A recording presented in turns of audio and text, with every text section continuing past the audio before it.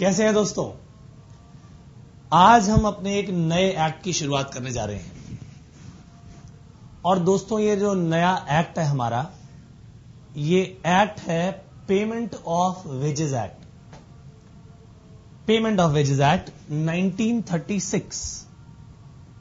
Payment of wages act 1936। 1936 में दोस्तों ये एक्ट पारित हुआ, लेकिन इसकी एप्लीकेबिलिटी हुई 1937 में। जी हां, 8 मार्च एप्लीकेबिलिटी कब हुई? 8 मार्च 1937 में दोस्तों। अब जैसे कि नाम ही सजेस्ट कर रहा है भैया कि पेमेंट का कहीं ना कहीं मुद्दा रहा होगा, पेमेंट की कहीं ना कहीं प्रॉब्लम रही होगी, यानी payment of wages by employer to employed persons यानी एम्प्लॉइज। तो भैया बाय एम्प्लॉयर जो पेमेंट ऑफ वेजेस होनी है किसे? टू दी एम्प्लॉयर, वहीं पर कोई ना कोई प्रॉब्लम रही होगी। बोलो हाँ या ना? क्योंकि इस पेमेंट ऑफ वेजेस में कहीं ना कहीं प्रॉब्लम रही होगी, इसी वजह से सॉल्यूशन के रूप में यह एक्ट आपके सामने आया। अब सवाल यह आता है भैया कि पेमेंट ऑफ वेजेस में प्रॉब्लम कैसी कैसी आती होंगी। समस्याएं दोस्तों 3 तरीके की आती थी। ये 3 तरीके की समस्या में सबसे पहली आती थी अनटाइमली पेमेंट। अनटाइमली पेमेंट यानी आप काम करो, ठीक है जी, आपकी सैलरी आपको मिलेगी 4 महीने बाद। बताओ क्या यह पॉसिबल है? क्या इस लेवल पे आके कोई काम कर पाएगा? या कोई पेमेंट का टाइम ही नहीं है भैया, जब बंद किया तब पैसा दे दिया, नहीं किया डिले कर दिया। क्या ऐसे चलेगा काम? नो। समस्याएं आ रही थी।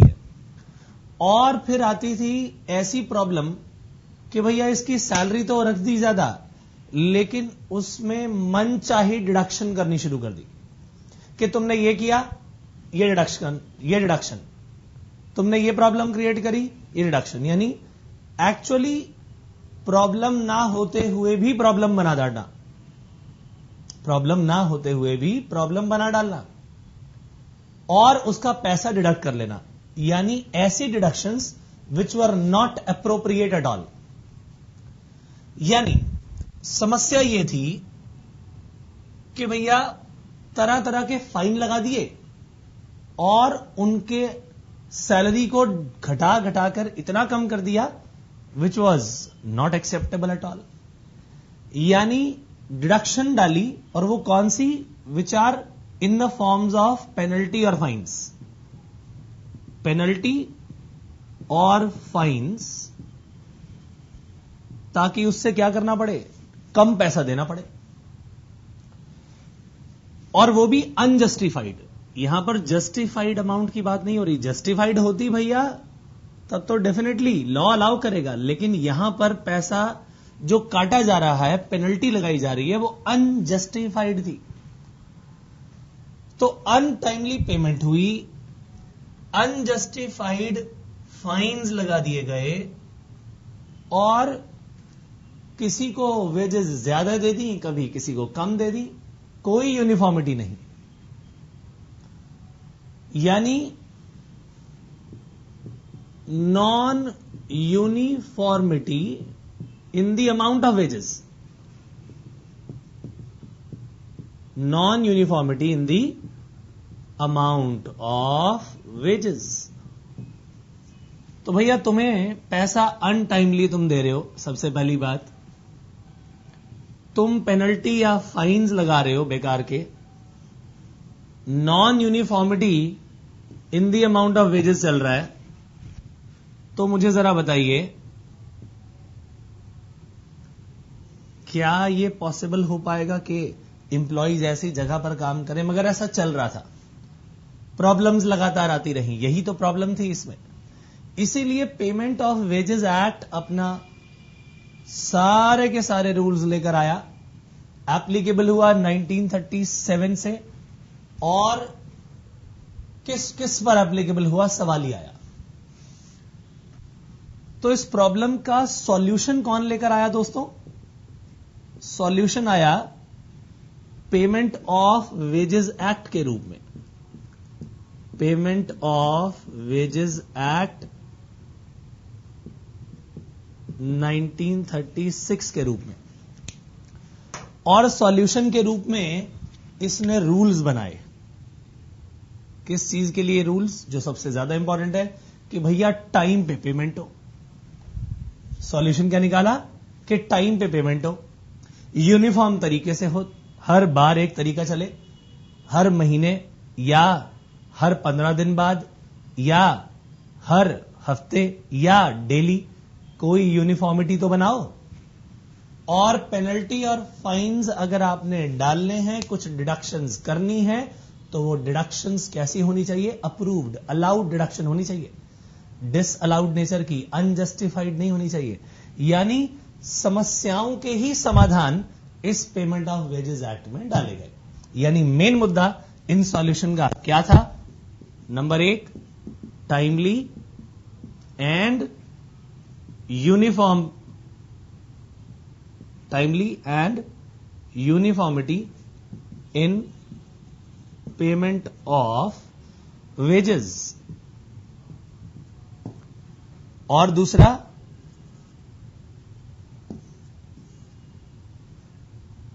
Deductions to be allowed. जो भी डिडक्शंस अलाउ करनी होती हैं, deductions to be allowed are specified. क्या ये बात समझ में आई? तो ये सॉल्यूशन दिया दोस्तों पेमेंट ऑफ वेजेस एक्ट ने। फटाफट से दोस्तों इसे नोट करिए, फिर मैं चलूंगा आगे। किस किस पर ये एप्लीकेबल है, कौन कौन किस किस तरीके से पेमेंट के लिए जिम्मेदार होगा, डिडक्शंस कौन कौन सी अलाउड होंगी, ये सब बातें हम करेंगे। नोट करिए इसे।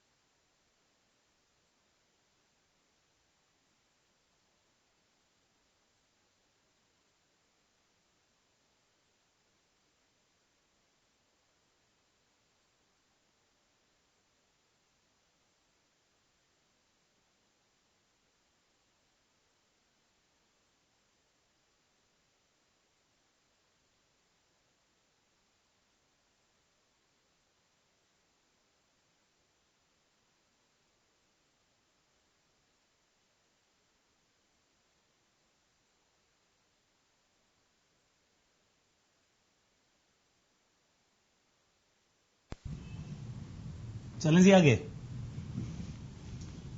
तो इसके सॉल्यूशन के रूप में हम सामने लाए अपने इस पेमेंट ऑफ वेजेस के प्रोविजंस को। एप्लीकेबिलिटी हुई 8 मार्च से, और it is applicable to whole of India. It is applicable to, date थी ये, और applicable to whole of India. Whole of India यानी इंक्लूडिंग जम्मू एंड कश्मीर। उसके स्पेशल स्टेट के स्टेटस को भी हमने यहां इग्नोर कर दिया, और वहां पर भी ये एक्ट दोस्तों एप्लीकेबल है। ठीक है कि नहीं? तो पेमेंट ऑफ वेजेस की अगर मैं बात करूं, तो भाई इस एक्ट की एप्लीकेबिलिटी किस किस पर है, हमें यह ध्यान देना है। ठीक है जी? तो applicable to, number 1, every factory railway administration चाहे रेलवे एडमिनिस्ट्रेशन के एम्प्लॉयज को डायरेक्टली या इनडायरेक्टली यानी थ्रू कॉन्ट्रैक्टर एम्प्लॉय किया हो, वो सब लोग इसमें आएंगे, डायरेक्टली और इनडायरेक्टली। चाहे वो खुद किया हो रेलवे एडमिनिस्ट्रेशन ने, उन एम्प्लॉयज को अपने पास लाए हो, सैलरी दे रहे हो, उनसे काम करवा रहे हो, या किसी कॉन्ट्रैक्टर के थ्रू लाए हो, वो सब इसमें काउंट होंगे। और तीसरा, एनी इंडस्ट्रियल और अदर एस्टैब्लिशमेंट, उस पर भी एप्लीकेबल होंगे। या फिर एनी अदर एस्टैब्लिशमेंट जिस पर गवर्नमेंट चाहे by giving notification in official gazette, क्या लिख देते हैं, नोटिफिकेशन टाइम लिख देता हूं पहले, notification of minimum 3 months, at least 3 months, एक ही बात है, एटलीस्ट 3 months, कम से कम 3 महीने पहले बताएंगे। कहां देंगे नोटिफिकेशन? इन ऑफिशियल गेजेट। यानी आपके पास हर फैक्ट्री उस पर एप्लीकेबल हो गया, रेलवे एडमिनिस्ट्रेशन पर एप्लीकेबल हो गया, एनी इंडस्ट्रियल और अदर एस्टैब्लिशमेंट पर हो गया, या कैसी भी एस्टैब्लिशमेंट जिसमें कितने महीने का नोटिस दे दिया जाए, 3 महीने का नोटिस दे दिया जाए, और फिर क्या कर लिया जाए, उस पर इसकी एप्लीकेबिलिटी कर दी जाए। साथ ही साथ ध्यान रखिए किन एम्प्लॉइज पर यह लागू होता है, where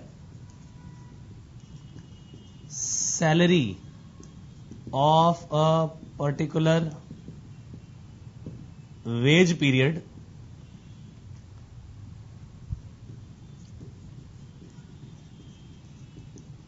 is less than rupees 6,500 per month, और ये वो अमाउंट है which can be revised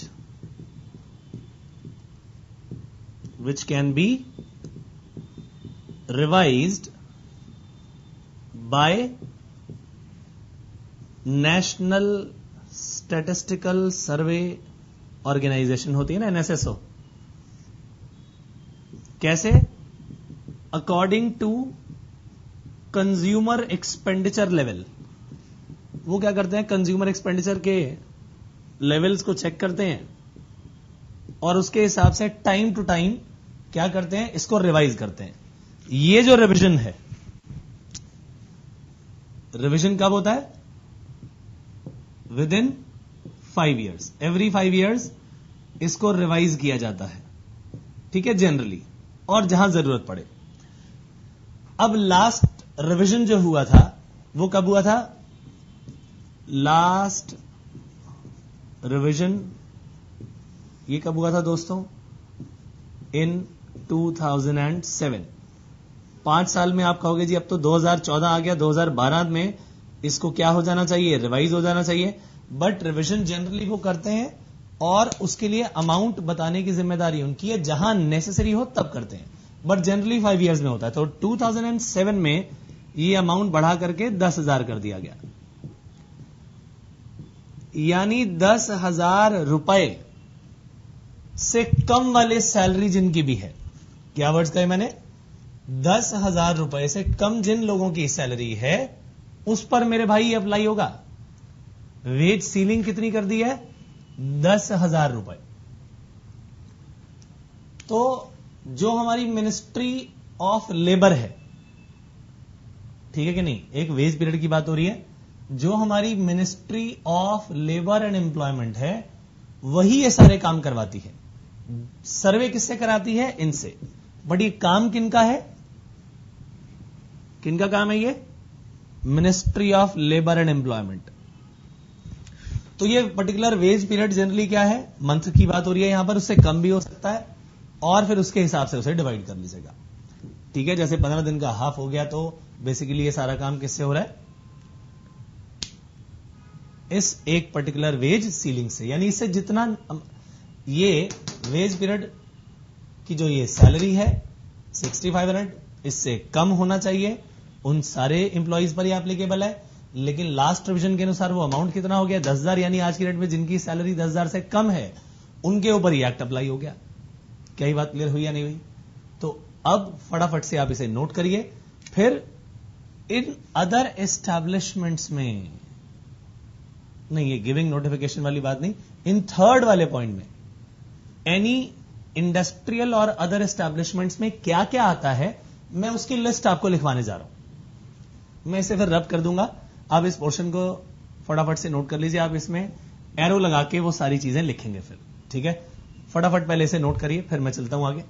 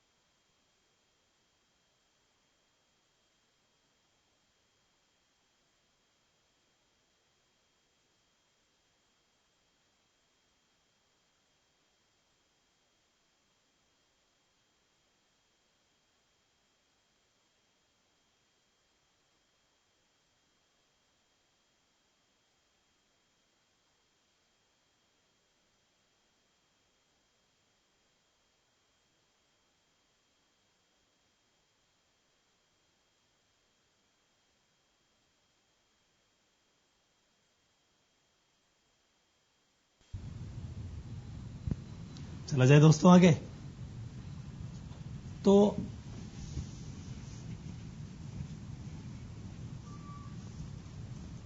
ये हमारा काम हुआ। मैं इस थर्ड पॉइंट की आपको एक्सप्लेनेशन दे दूं कि इसमें कौन कौन सी इंडस्ट्रीज जो हैं, इस एस्टैब्लिशमेंट में कौन कौन आने वाला है।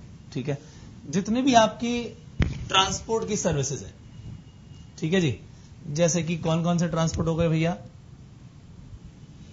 रोड, एयर, वाटर, ठीक है क्या नहीं? रोड, एयर और वाटर की सबसे पहले चीजें निकाल लो। इसमें कौन कौन सी चीजें आने वाली हैं? सबसे पहले जैसे कि ट्रामवे सर्विस। ट्रामवे जानते हो ना, जैसे ट्रैम्स होती थी और लोकली ट्रेन की तरह वो चलती, जैसे मुंबई में आपने देखा है। तो ट्रामवे सर्विसेज और मोटर ट्रांसपोर्ट सर्विसेज, ट्रामवे और मोटर ट्रांसपोर्ट सर्विसेज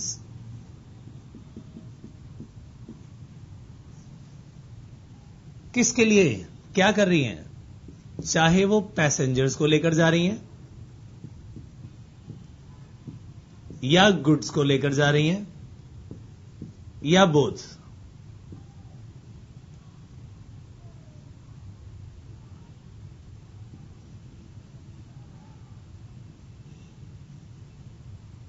क्या ये बात समझ में आई या नहीं? इन सभी को जिनको मर्जी वो कैरी करें।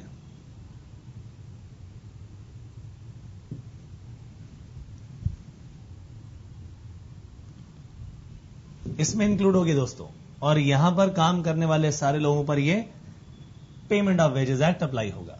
क्या ये बात समझ आई? उसी तरह air transport service, air transport service. अब आप कहोगे जी जो आर्मी के जहाज हैं, जो नेवी का अगर कोई जहाज है, क्या इनके द्वारा दी गई सर्विसेज के ऊपर भी अप्लाई होगा? तो भैया बिल्कुल भी नहीं।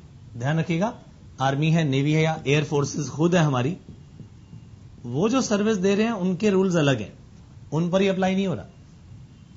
तो उनके लिए पेमेंट गवर्नमेंट की कहानी है, गवर्नमेंट अपने आप देखेगी उनको, और उनके लिए टर्म्स हमेशा बेटर होती हैं दोस्तों। क्या ये बात समझ आई या नहीं? उन पर ही अप्लाई नहीं होता। फिर मैं बात करूं डॉक या वॉर्फ की, जैसे आपके जहां बंदरगाह होता है ना, डॉक वॉर्फ बोलते हैं उसे, उन पर काम करने वाले लोगों पर ही अप्लाई होगा। जो भी इनलैंड वेसल्स होते हैं, वेसल्स क्या, जैसे फॉर एग्जांपल सी के जरिए ही कोई ना कोई जहाज ट्रैवल इधर से उधर ट्रैवल कर रहा है, सामान लेकर जा रहा है, पैसेंजर्स को लेकर जा रहा है। जैसे मान लो हमारा इंडियन ओशियन है, तो इसी में ही चेन्नई से लेकर के मुंबई बाहर ही वाटर ट्रांसपोर्ट के जरिए, क्या बोलते हैं इन्हें, इनलैंड वेसल्स, उन पर अप्लाई होगा।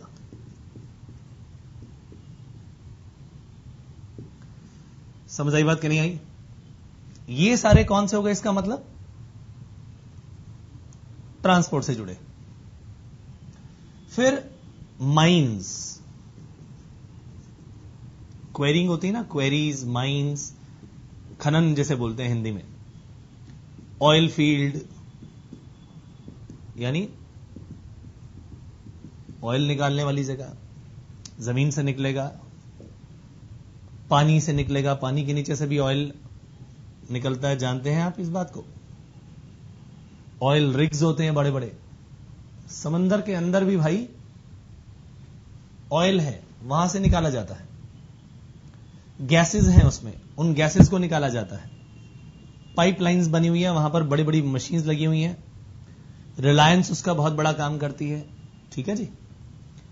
तो इन सब जगह काम करने वाले लोग, उसी के अलावा प्लांटेशन, जैसे ट्री की प्लांटेशन है, मान लो बड़े बड़े जंगल हैं, प्लांटेशन बनाए हुए हैं, ठीक है जी।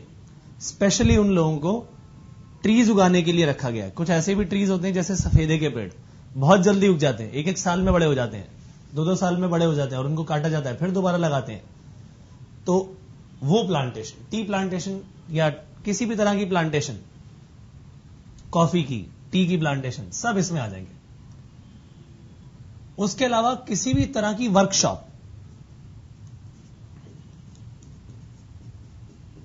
जहां पर कोई भी अडॉप्शन का काम हो रहा है, प्रोडक्शन का काम हो रहा है, मैन्युफैक्चरिंग हो रही है, मैन्युफैक्चरिंग हो रही है, कहीं पर प्रोडक्शन हो रही है, या अडॉप्शन हो रहा है, यानी किसी चीज को दूसरी में कन्वर्ट किया जा रहा है, इन सब जगह पर ये दोस्तों एक्ट अप्लाई होता है।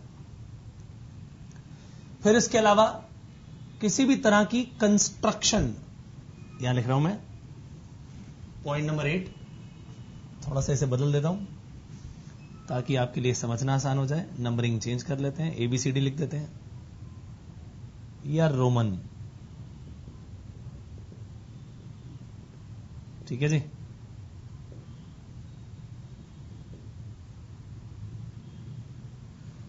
तो अब आएगी बात किसी भी तरह की कंस्ट्रक्शन की, डेवलपमेंट की,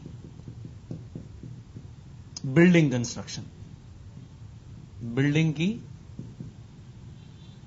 construction, development,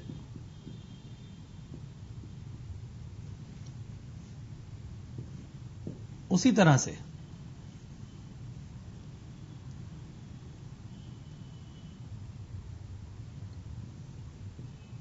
water supply, electricity की,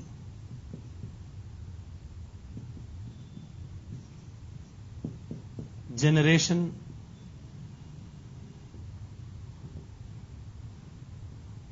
ट्रांसमिशन, डिस्ट्रीब्यूशन, कहीं पर भी लगे हुए हैं, यानी इंफ्रास्ट्रक्चर मान लो आप, बिल्डिंग की कंस्ट्रक्शन, डेवलपमेंट, वाटर की सप्लाई, इलेक्ट्रिसिटी की जनरेशन, ट्रांसमिशन, डिस्ट्रीब्यूशन, सब में। और इधर आप इसको इससे जोड़ लो, वर्कशॉप को, किसी भी तरह की वर्कशॉप जहां मैन्युफैक्चरिंग, प्रोडक्शन और अडॉप्शन हो रहा हो, पॉइंट नंबर 7 और 8 इकट्ठा कर सकते हैं आप। माइंस, क्वेरिंग, प्लांटेशन, ये सब इकट्ठा देख सकते हैं आप। और इसके अलावा भी एनी इंडस्ट्रियल और other establishment as notified by central government, as notified by central government with regard to its nature,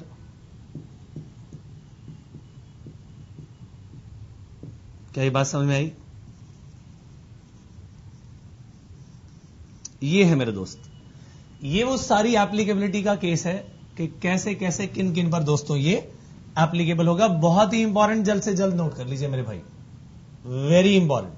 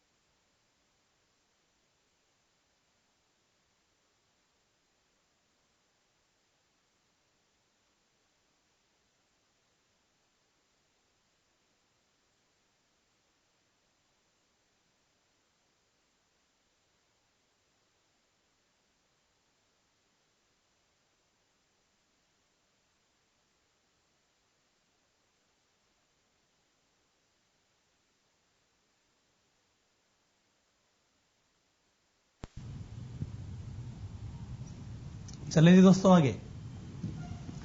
तो भैया इन सब पर ये एप्लीकेबल हो गया, ठीक बात है कि नहीं? अगर ये इन सब पर एप्लीकेबल हो गया तो भैया ये बताओ मुझे, ये तो तुमने सीख लिया कि किस किस पर एप्लीकेबल है। सवाल ये आता है एप्लीकेबिलिटी के बाद ये पैसा सही वक्त पर पे हो, यही तो हमारा मकसद है। तो अगर सही वक्त पर पैसा पे ही नहीं हुआ तो फायदा क्या? यानी पेमेंट ऑफ वेजेस सही समय पर हो, अनजस्टिफाइड डिडक्शंस ना काटी जाएं, और एक सही तरीके से पेमेंट हो, यही तो हम चाहते हैं। इस पर्टिकुलर केस में हमें इन सारी एस्टैब्लिशमेंट्स की, चाहे वो रेलवे हो चाहे वो अदर एस्टैब्लिशमेंट्स हो, इन सभी केसेस में मुझे क्या करना पड़ेगा? किसी ना किसी व्यक्ति की तो जिम्मेदारी लगानी पड़ेगी। यानी कि अब responsibility of payment of wages में किसकी रखूं?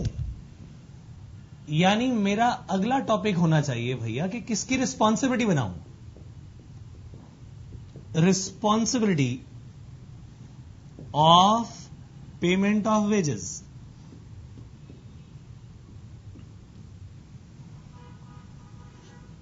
और यही हमारा बेहद इंपॉर्टेंट पॉइंट भी है दोस्तों। सेक्शन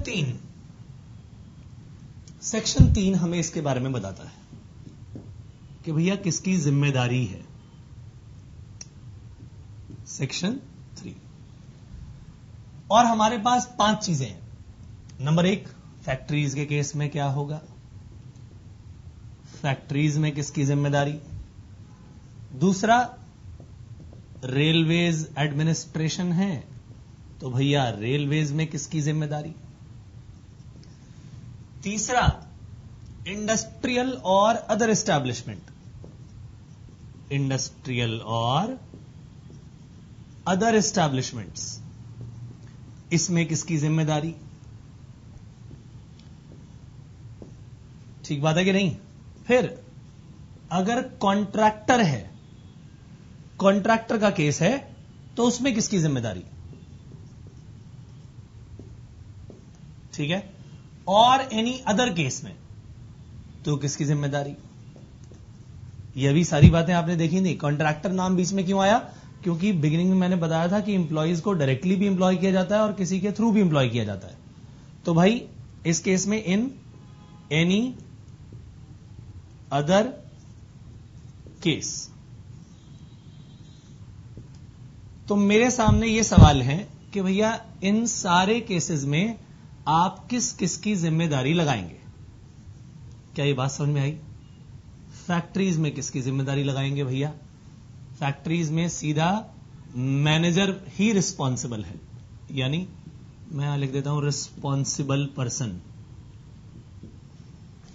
रिस्पॉन्सिबल पर्सन फैक्ट्रीज में। और मैनेजर की डेफिनेशन फैक्ट्रीज एक्ट में दी हुई है, उसी मैनेजर की बात कर रहा हूं। जैसे हमने मैनेजर की डेफिनेशन कई जगह और भी देखी है, और हमने किसको रेफर करवा लिया वहां पर? मैनेजर को, manager as per factory act. जैसे आपने मिनिमम वेजेस एक्ट भी देखा तो भी वहां मैनेजर की डेफिनेशन कहां से उठा ली? Factories act. क्यों?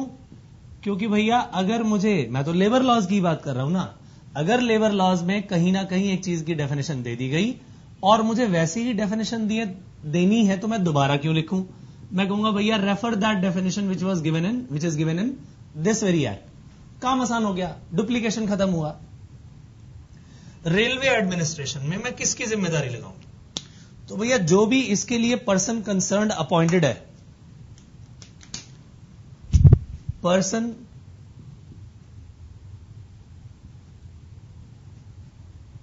अपॉइंटेड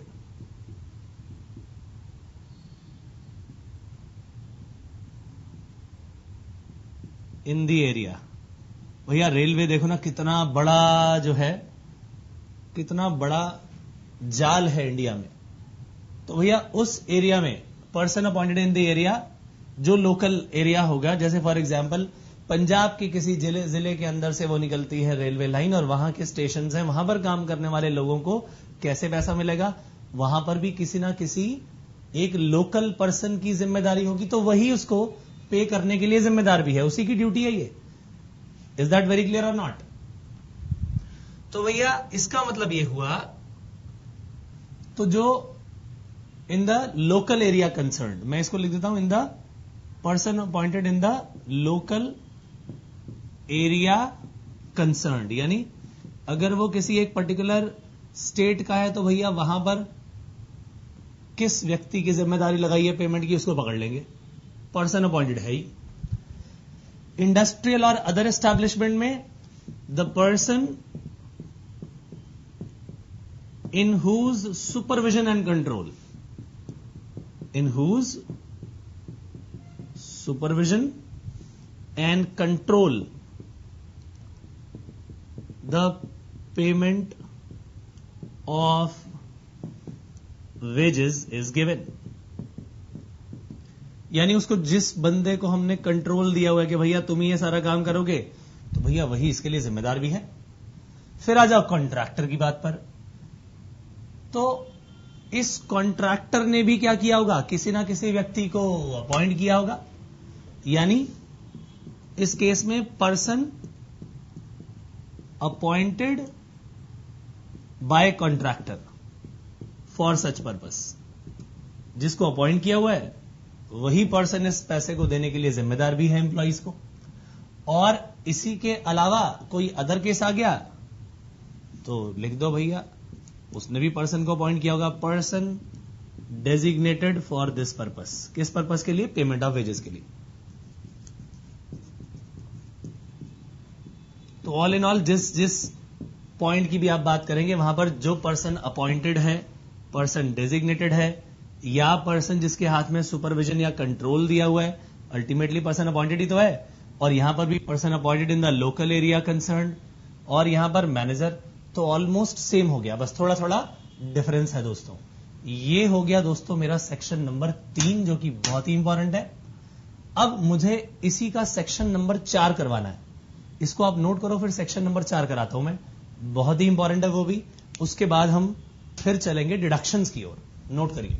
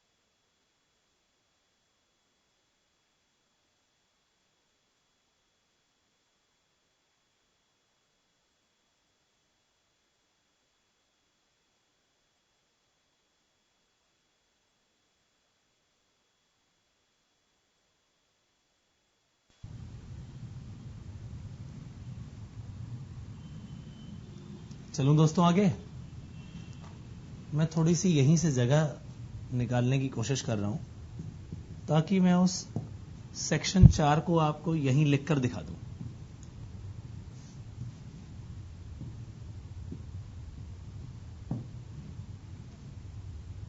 अब सेक्शन 4 किस बारे में कहता है?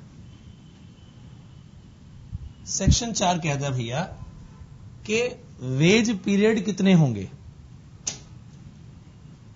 Fixation of ways period. ये क्या था, responsibility of payment of wages, कि पेमेंट कैसे करनी है। और मैंने क्या बताया था, अनइवन टाइम पीरियड डाल देते हैं। उसको कर्व करने के लिए इन्हीं लोगों से कहा गया कि भैया तुम ही लोग फिक्सेशन ऑफ वेज पीरियड भी करोगे, यानी पॉइंट नंबर 1, जितने पर्सन्स रिस्पॉन्सिबल आपको ये नजर आ रहे हैं जिनको पेमेंट देनी है टाइम पर, और यही वो लोग हैं जो कि इस फिक्सेशन को भी करेंगे। वेज पीरियड कितना होगा, यानी persons responsible for payment of wages shall be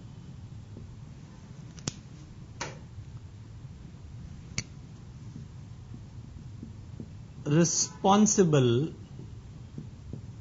for fixing wage period.